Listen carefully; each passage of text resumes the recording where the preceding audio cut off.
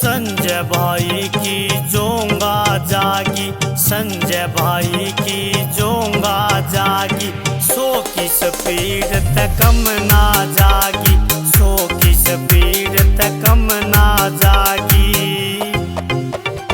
ल्याना से भोले का डमरू, ल्याना से जाना से माँ हरिद्वार में जाना से।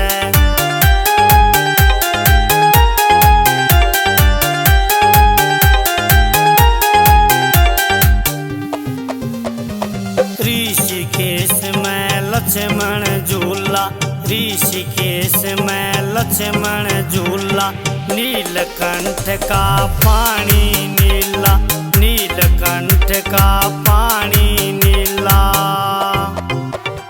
नहाना से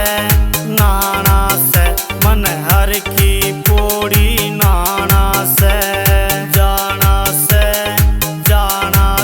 माँ हरिद्वार में जाना से।